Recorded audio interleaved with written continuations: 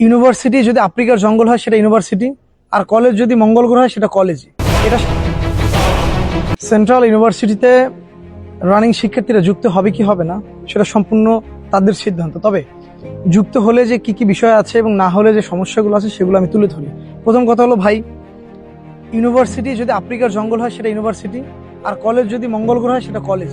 তো এখন central university যদি রানিংদের যুক্ত করে তাহলে যে প্রথম যে সুবিধাটা পাবে সেটা হলো, আমরা জানি বিশ্ববিদ্যালয়ে যারা ডিপার্টমেন্টে ফার্স্ট ক্লাস পায় তাদেরকে কিন্তু ওই ডিপার্টমেন্টের শিক্ষক হিসেবে পরবর্তী নিয়োগ দেওয়া হয়। তা আপনি যদি রানিং শিক্ষার্থীদেরকে যদি যুক্ত করা হয় তাহলে আপনি কিন্তু পাস করার গ্রাজুয়েশন কমপ্লিট করার সাথে সাথে আপনি আপনার ডিপার্টমেন্টে শিক্ষক হওয়ার পাশাপাশি বাংলাদেশের সকল বিশ্ববিদ্যালয়ে শিক্ষক হওয়ার আপনি সুযোগটা থাকবে। আর কলেজ থাকলে কিন্তু সেই সুযোগটা পাচ্ছেন না। 2 নম্বরে হলো যে আপনি যে তিতুমির কলেজ বা বাংলা কলেজের স্টুডেন্ট, সেই স্টুডেন্ট হিসেবে আপনি কলেজ কার্ডই আপনার কাছে আছে। নতুন যারা আসতেছে তাদের কাছে ইউনিভার্সিটির কার্ড। তারা এই যে একই প্রতিষ্ঠানের দুইটা বিষয় এবং তাদের কাছে আপনাকে একটু অসহায় মনে হবে, ছোট মনে হবে, সেই বিষয়টি আসলে আপনার জন্য একটু হীনমন্যতার পরিচয় মনে হবে এবং এটা একটা দৃষ্টিকটু মনে হচ্ছে। সেই জায়গাটা থেকে রিকভারি করার জন্য অবশ্যই সেন্ট্রালে যুক্ত হওয়া উচিত বলে আমি মনে করি। পাশাপাশি হলো যে সেন্ট্রাল ইউনিভার্সিটি যদি আপনি যুক্ত হন তাহলে আপনি সার্টিফিকেট পাবেন সেন্ট্রাল ইউনিভার্সিটির, অন্তত আর অ্যাফিলিয়েটেড বা আপনার এই যে সংযুক্তি যে বিষয়গুলো এরকম একটা বিষয় থাকে না, অনেক ভালো একটা সার্টিফিকেট আপনি পাচ্ছেন। পাশাপাশি হলো যে আপনি এই যে উন্নত যে শিক্ষা ব্যবস্থার দিকে যাচ্ছে সেখানে আপনি একটা সুযোগ পাবেন। এরপরে হলো যে সেন্ট্রাল ইউনিভার্সিটি তৈরি হয়েছে রানিং শিক্ষার্থীদের পরিশ্রমের বিনিময়ে। তো সেই সেন্ট্রাল ইউনিভার্সিটির যত সুযোগ সুবিধা আছে সেগুলোকে তারা ভোগ করবে না? অবশ্যই ভোগ করবে।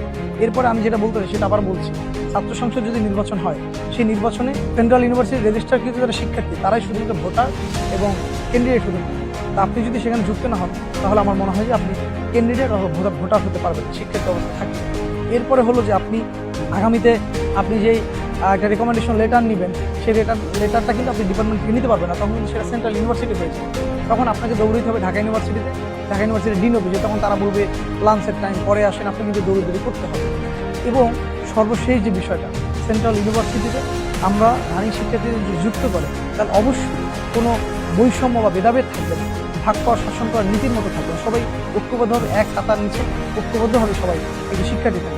এরপরে আমি যেটা বলি, যারা রাজনীতি করে তাদের জন্য যে হুমকিটি হবে সেটি হলো আগামীতে 2 থেকে 3 বছর পরে যখন এই সেন্ট্রাল ইউনিভার্সিটির শিক্ষার্থীরা বাড়তে থাকবে তখন তো আপনি রাজনীতি করবেন, কিন্তু আপনি যখন কলেজের স্টুডেন্ট থাকবেন তখন এই বিশ্ববিদ্যালয়ের শিক্ষার্থীরা কিন্তু আপনার পিছে হাঁটবে না।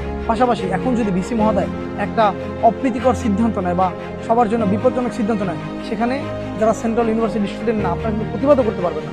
ভিসি সাহেব যদি বলে যে তুমি কে, তুমি ঢাকা ইউনিভার্সিটি ভিসির কাছে গিয়ে প্রশ্ন করো, তখন কিন্তু আপনাকে কিছু বলার থাকে। এই সামগ্রিক বিষয়গুলো বিবেচনা করে আমি মনে করি অবশ্যই রানিংদেরকে সেন্ট্রালে যুক্ত করে তাদের পরিপূর্ণ মর্যাদা দেওয়া উচিত। পাশাপাশি সেন্ট্রালে যুক্ত হলে যাতে কোনো শিক্ষার্থী বিপদে না পড়ে, কোনো সমস্যার সৃষ্টি না হয়, সেশন জট না হয়, সেই বিষয়টি ভিসি মহোদয় নিশ্চয়তা দিয়েই সেন্ট্রালে যুক্ত করা উচিত বলে, এবং পাশাপাশি শিক্ষকদেরকে সেন্ট্রাল ইউনিভার্সিটিতে একটি সমন্বয় করে তাদের পরিপূর্ণ মর্যাদা দিয়ে সবাই ঐক্যবদ্ধভাবে সেন্ট্রাল ইউনিভার্সিটি প্রতিষ্ঠা নিয়ে এবং এগিয়ে যাওয়া উচিত বলে মনে করি।